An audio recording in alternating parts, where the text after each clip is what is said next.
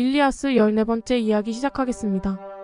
네스토르는 부상당한 마카온과 자신의 막사에서 헤캄에 대해 시중을 받으며 술을 마시던 중이었으나 전투의 함성들이 점점 다가오는 것 같자 방패와 창을 들고 밖으로 나갔습니다. 그가 보니 그리스군의 방벽은 무너졌고 병사들이 트로이인들에게 쫓기고 있었죠. 그는 전장으로 가야 할지 총지휘관 아가멤논에게 가야 할지 잠시 고심하다가 아가멤논에게 향했습니다. 부상을 당했었던 아가멤논도 디오메데스, 오디세우스와 함께 함성의 불안을 느끼고 걸어나오다가 네스토르와 만났습니다.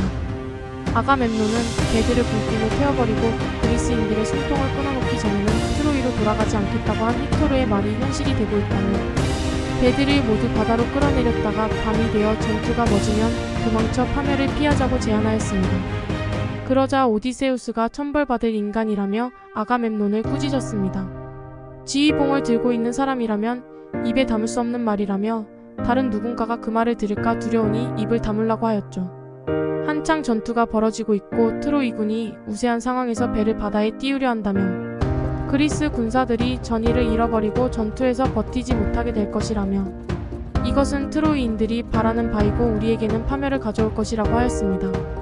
아가멤논도 그의 질책을 받아들이며 더 나은 계책을 말해준다면 기꺼이 받아들이겠다고 하였죠. 그러자 디오메데스가 오이네우스, 티데우스 그리고 자신에게로 이어진 용맹스러운 혈통을 말하며 부상임에도 싸움터로 나가자고 하였습니다. 그의 말을 들어볼게요. 자, 우리 싸움터에 나갑시다. 부상당했지만 뾰족한 수가 없으니까요. 그런 다음 우리는 부상에 또 부상을 입는 사람이 없도록 결전장에서 떨어져 사정거리밖에 머물면서 아까부터 제 마음에 복종하여 한쪽에 처진 채 싸우지 않는 다른 사람들을 격려하여 싸움터로 들여보내도록 합시다. 일리아스에서 디오메데스는 한결같이 전의로 불타오르는 모습입니다. 그래서 인기가 높은 캐릭터죠. 모두 디오메데스의 말에 수긍했고 아가멤논을 앞세우고 전장으로 나아갔습니다. 포세이돈은 이 모든 일을 지켜보다가 한 늙은이의 모습으로 아가멤논의 손을 쥐고 말했습니다.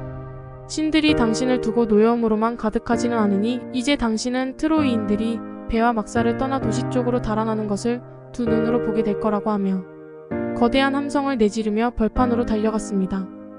함성은 그리스인들이 지치지 않고 싸울 수 있도록 힘을 불어넣어 주었죠.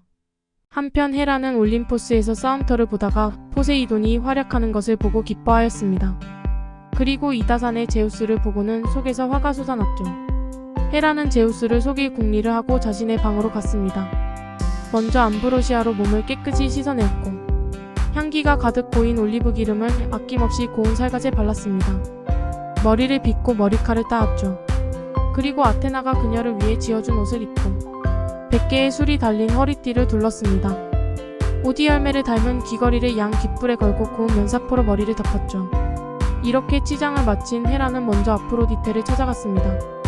헤라는 오랜 시간 불화를 겪은 오케아노스와 테티스 부부를 뵈러 가려는데 두 신이 불화를 풀고 욕정으로 한 몸이 되도록 만들고 싶다며 아프로디테의 욕정과 갈망을 빌려달라고 하였습니다.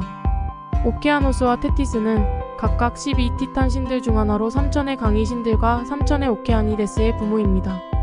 헤라는 크로노스와 레아에게서 태어났지만 오케아노스와 테티스가 그들의 집에서 길러주었기에 두 신은 헤라의 부모 같은 존재였죠.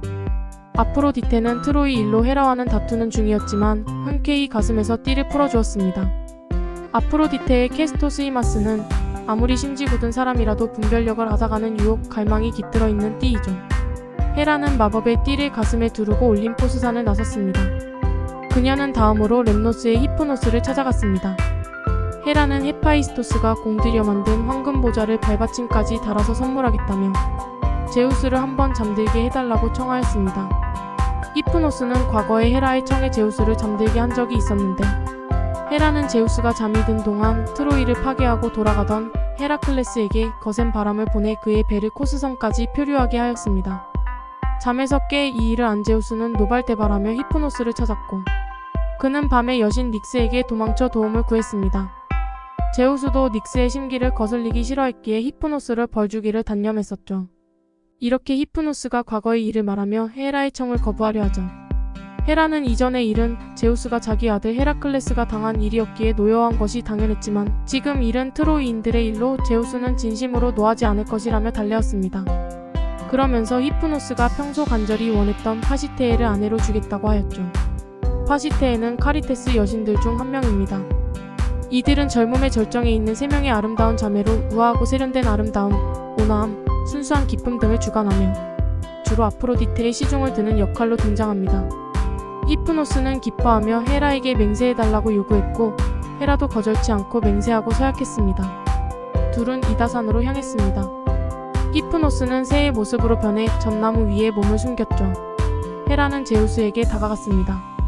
제우스가 욕정에 휩싸이며 올림포스에서 내려와 말과 마차도 없이 어디를 가는 중이냐고 묻자 헤라는 말도 없이 가버린다면 노할까봐 오케아노스와 테티스에게 가는 중에 일부러 들렀다고 둘러대었습니다.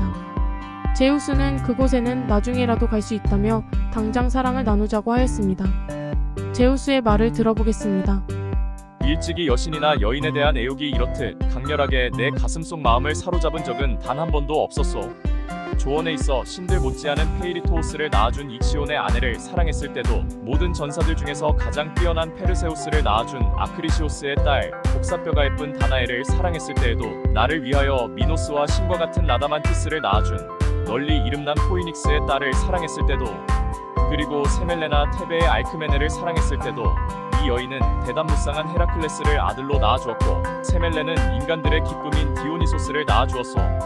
그리고 머리를 곱게 따은 여왕 데메테르를 사랑했을 때도, 영광스러운 네토를, 아니 그대 자신을 사랑했을 때도 이렇지는 않았소. 그만큼 나는 지금 그대를 사랑하며 달콤한 욕망이 나를 사로잡는구려. 헤라는 온통 훤히 내다보이는 이 산 꼭대기에서 사랑을 나누기는 나쁘끄러운 일이니 올림포스의 침실로 가자고 하였으나 제우스는 누가 볼까 겁내지 말라며 황금 구름으로 사방을 뒤덮었고 땅에서는 갓 싹 틔운 풀과 꽃들이 보드랍게 피어나게 하였습니다. 그리고는 헤라를 품에 안았죠. 그는 곧 잠에 빠져들었습니다. 히프노스는 곧장 포세이돈에게 달려가 헤라의 작전으로 제우스가 잠들었으니 원없이 그리스인들을 도우라고 전하였습니다. 포세이돈은 단숨에 선두대열로 뛰어가 칼을 쥐고 군사들을 격려하며 이끌었습니다. 트로이인들과 그리스인들은 서로를 향해 달려들었고 함성을 내질렀습니다. 헥토르가 먼저 아이아스를 겨누어 창을 날렸습니다. 창은 아이아스의 가슴 위 방패를 맨 끈과 칼을 맨 끈, 이 둘이 겹치는 부분을 맞췄고 그를 해치지 못하였죠. 이번에는 아이아스가 바위를 들어 전우들 곁으로 돌아가려는 헥토르에게 던졌습니다. 헥토르는 방패 가장자리 넘어 가슴을 맞고 쓰러졌습니다. 손에 든 창과 방패를 놓칠 정도였죠. 기회다 싶었는지 그리스인들이 헥토르에게 달려들어 창을 던졌지만 누구도 더 이상 상처 입히지 못하였습니다. 이미 폴리다마스, 아이네이아스, 아게노로, 사르페돈과 글라우코스 등의 장수들이 그를 둘러싸고 방패들을 모아 막아내었죠. 전우들은 헥트르를 후방으로 옮겨 전차에 실었고 나지막이 신음하는 그를 태운 전차는 도시로 향했습니다. 크산토스강의 여울목에 다다르자 그를 땅에 내려 물을 끼얹었습니다. 헥토르는 숨을 내쉬고 눈을 떴으나 다시 무릎으로 주저앉으며 피를 토했죠. 그리고는 다시 땅에 등을 기대고 누웠고 어둠이 그의 두 눈을 뒤덮었습니다. 한편 그리스인들은 헥토르가 찔려나가 전장을 떠나는 것을 보고 더욱 세차게 트로이인들에게 달려들었습니다. 작은 아이아스가 사트니우스를 창으로 찔러 죽이자 그를 둘러싸고 격전이 벌어졌습니다. 폴리다마스가 아레일리코스의 아들 프로토에노르를 쓰러뜨렸고 아이아스가 폴리다마스에게 창을 던졌지만 폴리다마스 대신 안테노르의 아들 아르켈로코스가 맞아 쓰러졌죠. 아카마스가 형의 발을 끌고 가려하는 프로마코스를 찔러 죽였습니다.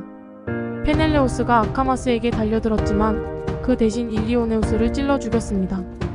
큰 아이아스가 미시아인들을 이끌던 비르티오스의 아들 휘르티오스를 쳤고 안틸로코스는 팔케스와 메르메로스를, 메리오네스는 모리스와 히포티오는, 테우크로스는 프로토온과 페리페테스를, 메넬라오스는 휘페레노르를 죽였습니다.